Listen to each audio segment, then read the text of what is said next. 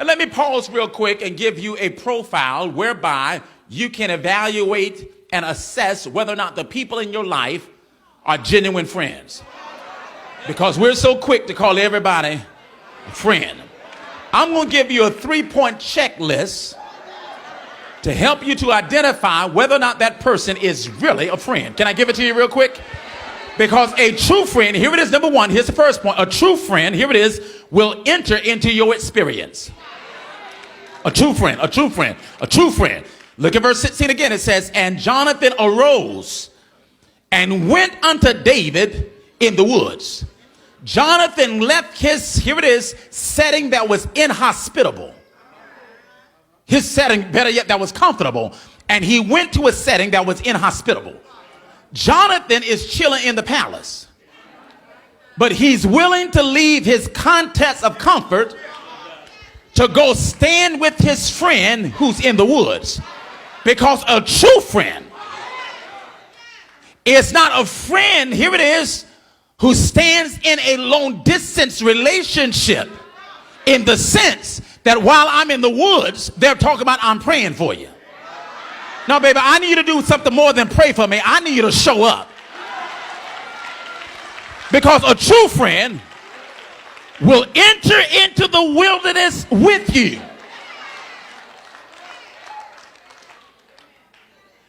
I used to have a deacon at the church at Elizabeth, and he meant well. And he would oftentimes make this statement. He said, But Pastor, I'm with you as long as you're right. But Pastor, as long as you're right, I'm with you. I said, now, Deke, I mean no harm. But quite candidly, I really don't need you when I'm right. I mean, when I'm right, I'm good all by myself. I wonder, can you stand with me when my stuff get a little shaky? I want to know, can you stand with me? Here it is, when things get a little rocky. I'm not asking you to condone anything that I do, but don't condemn it. Can you show up? Because you got a policy that Jesus does not even have. Even while we were yet sinners, he showed up. Anybody here can testify? He doesn't walk away from us when we are going through our difficulties. True friend will enter into your experience if by chance, you have a friend in your life that when they're going through, they expect you to stop everything you're doing, drop everything you have, and show up. But then when you're going through, you can't find them. If by chance you have anyone like that in your life, I'm not recommending that you cut them, but I would highly suggest that you put a check mark by their name. Don't cut them just yet, but put a check mark, Because a true friend, I'm talking about a true friend now, will enter into your experience. Here's the second principle. Here it is, a true friend. Number two, here it is. When they show up, they will encourage you to endure. They would encourage you to endure. That's right there in verse number 16. And Jonathan, when he arose and went to David in the wilderness, the text says, and he encouraged him. He strengthened his hands in God. Because here's the problem. Some people can show up, but when they show up, they bring their own disposition. By chance, have you ever had that experience in your life? You know, a friend will show up and you felt worse with their presence. I mean, for real. I mean, it's like, go home, go somewhere.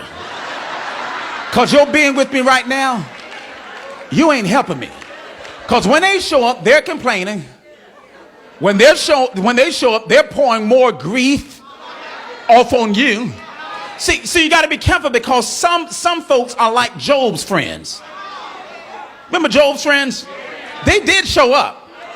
But when they showed up, all they could do was try to find what's wrong with Job.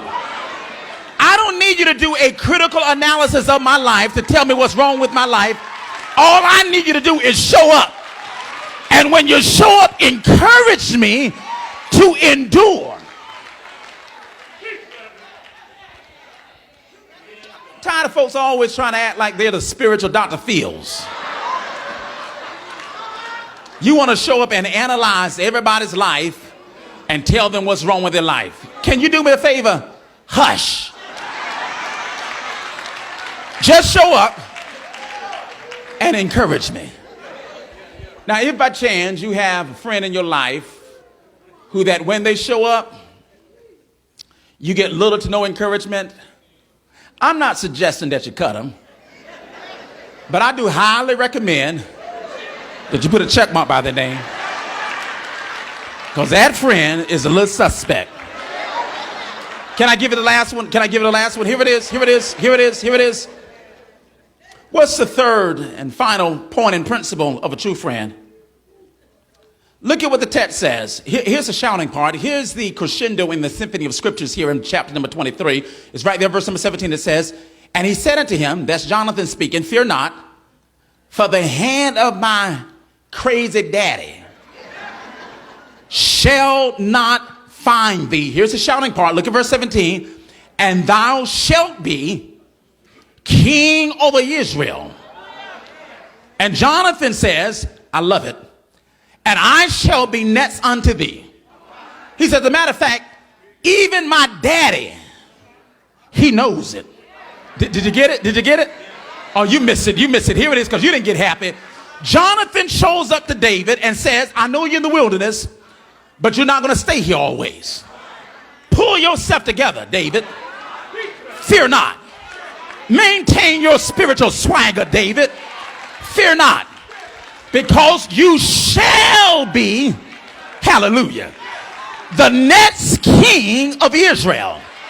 And Jonathan says, and I'm not tripping. All I want to do is be next to you. Because a true friend, here it is, I'm about to get you right here. A true friend will not only enter into your experience, a true friend will not only encourage you to endure, but there it is, number 3, a true friend is not envious of your elevation. They ain't envious. They're not envious of your elevation. See, really, Jonathan has every right to be tripping, because based upon kingdom protocol and based upon how a kingdom is supposed to operate, by the principle of natural succession, Jonathan was supposed to be the next king.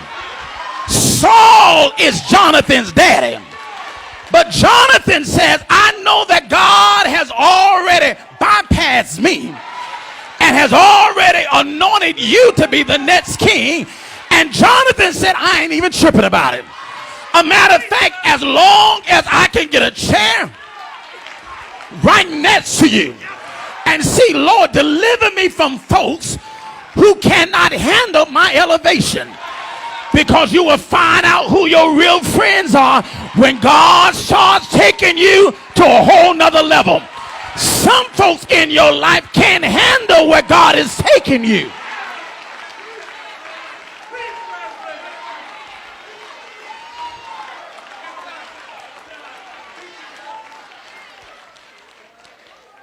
If by chance you got a friend in your life who every time when you get a promotion, when you get a new car, when you get a new handbag, they start tripping, I highly recommend cut them, just cut them, just let them, cut them, just let them go. They can't handle what God is doing in your life. You won't show up. When you show up, I don't feel any better. And then every time God bless me, you tripping. You need to go somewhere. Let me help you with that. Because people will call you cocky and arrogant. People will call you cocky and arrogant. I'm not cocky. I'm not arrogant. I just believe that everybody does not deserve to have a front row seat in my life.